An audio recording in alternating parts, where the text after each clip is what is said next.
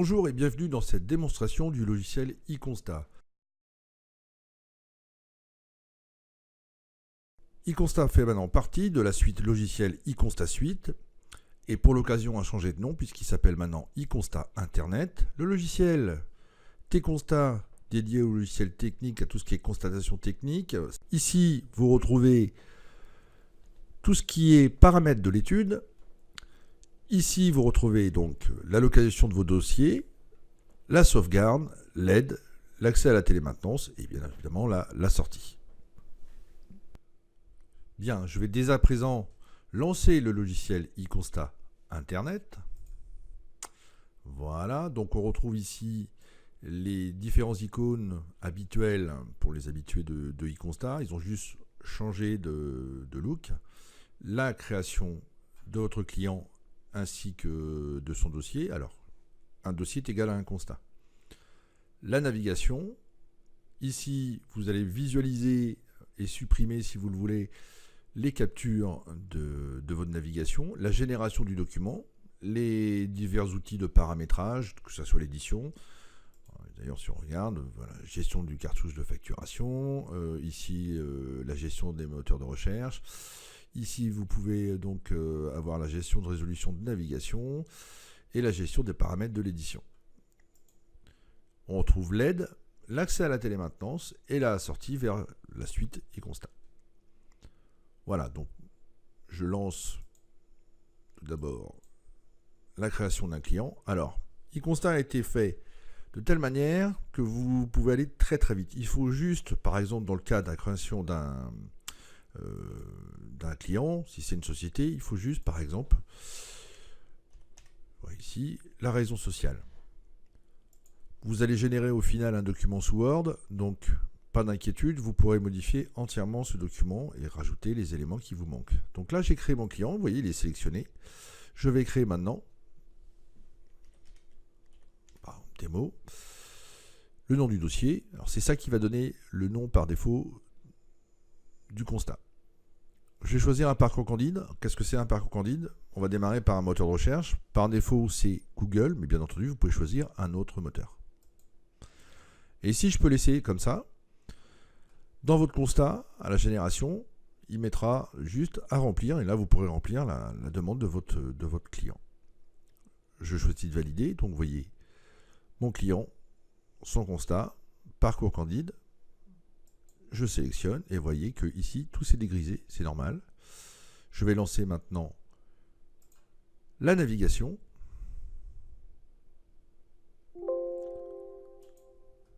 Donc là, nous allons faire tous les prérequis au constat. Enfin, c'est le logiciel surtout qui les fait. Donc, mise à jour de l'horloge atomique. Il vérifie tous les paramètres techniques de votre matériel. Tout ce qui peut changer, que ce soit les cartes réseau. Voilà.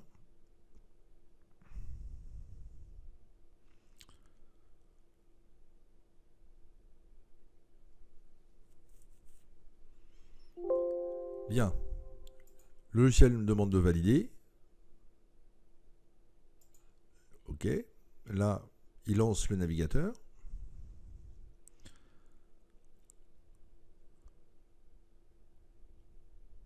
Voilà. Alors ici, nous allons retrouver différents icônes. L'accès à la télémaintenance.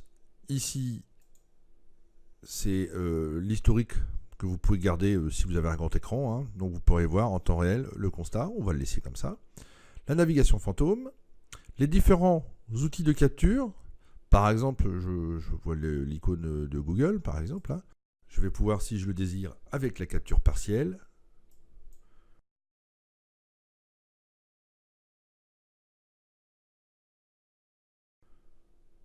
paramétrer entièrement une capture. Voilà. Donc vous remarquerez que l'adresse est la même. Elle sera bien entendu incluse dans le constat. Hop, je la voilà. Bon, finalement, j'ai changé d'avis. Je clique supprimer. Voilà. Ici, nous avons une capture qui correspond à la taille de votre écran. Et ici, c'est la capture pellicule qui va prendre dans le cas, par exemple, si vous avez un ascenseur avec une page qui fait plusieurs pages, vous allez pouvoir prendre une pellicule. Le logiciel va prendre des captures de cette taille-là, les unes après les autres. Je peux zoomer ou alors réduire. Je vais revenir à notre résolution initiale. Je peux rajouter des commentaires à tout moment. Ça, ce sont les outils qui vont permettre soit de retrouver le propriétaire du nom de domaine, le code source, le DNS du serveur grâce aux traceroutes et éventuellement ce qu'on appelle les clés de référencement naturel. Nous allons faire de toute façon l'ensemble des fonctions et je vous invite à me suivre pour commencer. Bien, nous allons commencer par faire une recherche, par exemple la chambre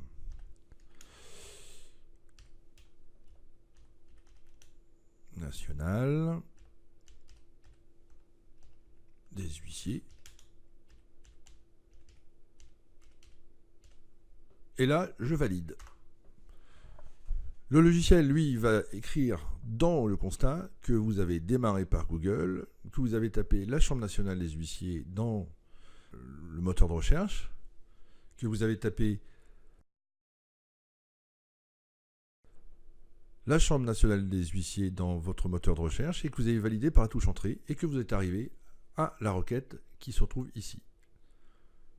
Vous remarquerez que ici, j'ai un ascenseur, je peux éventuellement prendre une capture pellicule de toute la première page. Le logiciel va d'abord vérifier que la page est bien chargée et ensuite vous proposer de l'ajouter à la navigation. C'est ce que je vais faire. Voilà.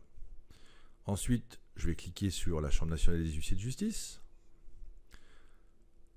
Vous remarquerez que là, le logiciel a écrit que vous avez cliqué sur le lien, il vous montre le lien et vous dira qu'il est arrivé ici, à huissierdejustice.fr. Je vais prendre une capture de ce que je vois. Je peux cliquer sur n'importe quel de nos services. Vous remarquerez aussi que là, le logiciel vous a écrit, j'ai cliqué sur le lien, il vous prend une capture du lien qu'il a pris et il vous dira qu'il est arrivé sur nos services.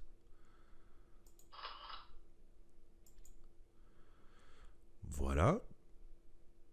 Admettons que pour ce site, j'ai terminé. Je peux éventuellement prendre le WHOIS. Donc là, il faut le faire évidemment quand nous sommes sur le domaine, hein, c'est-à-dire que sur le site internet. Je l'insère facilement à la navigation. Je peux prendre éventuellement le code source. Je l'insère automatiquement à la navigation. Et je peux faire ce qu'on appelle un traceroute.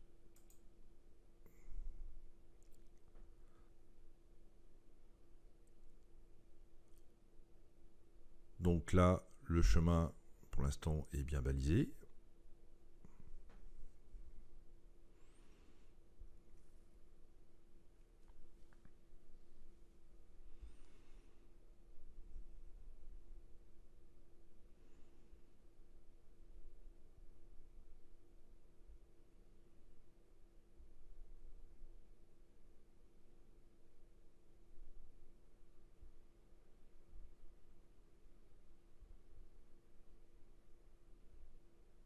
Voilà, le traceroute est terminé. Prendre en compte ce traceroute, il est inséré automatiquement dans la navigation. Bien, j'ai fini sur ce site. Je vais choisir d'aller sur un deuxième site. Je clique sur Go départ. Alors souvenez-vous, nous avons démarré notre constat sur Google. Donc si je le laisse par défaut, il va non seulement retourner sur Google, mais il va aussi revidanger les caches. Mais je pourrais choisir une autre adresse et la placer directement ici. Je retourne sur Google. Voilà. Donc, je répète, les vidanges sont refaites automatiquement. Et là, je vais choisir par exemple l'ADEC SAS que je salue bien. Voilà, donc je peux choisir d'utiliser la même nomenclature, ou alors changer totalement, prendre une seule capture. Je clique.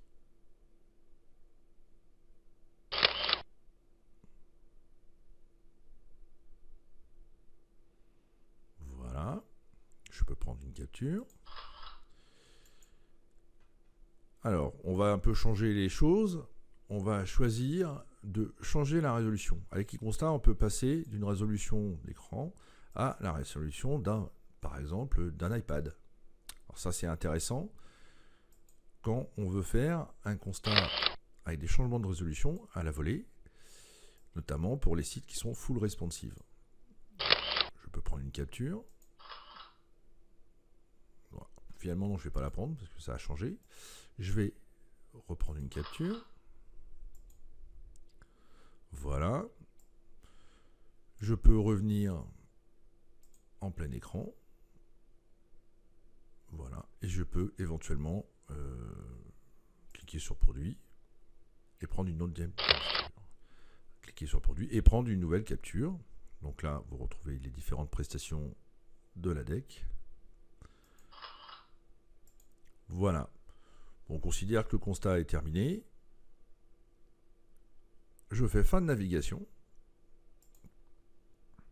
Là, la navigation était automatiquement implantée dans le logiciel.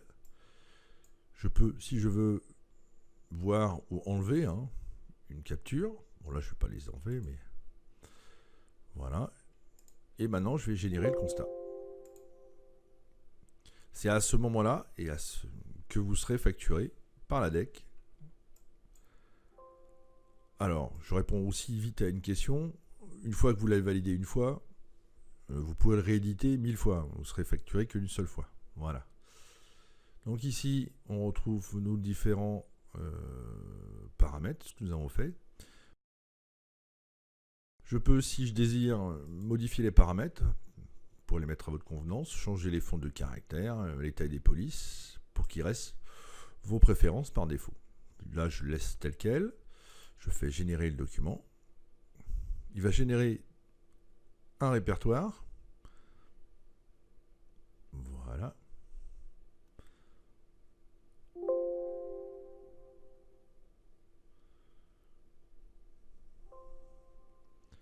Voilà, la génération a lieu avec succès. Je peux d'ores et déjà quitter iConstat. Donc là, il revient. Je reclique pour sortir. Je peux ouvrir le constat. Alors, il a généré, puisqu'on a pris les codes sources du premier site, les sources séparément. Si je vous ouvre les sources, vous allez vite comprendre pourquoi. Voilà, c'est abscon, c'est souvent obligatoire, mais à mettre en page, c'est pas facile. Donc, voilà, on a fait le choix de les imprimer séparément. Et j'ouvre le constat. Voilà.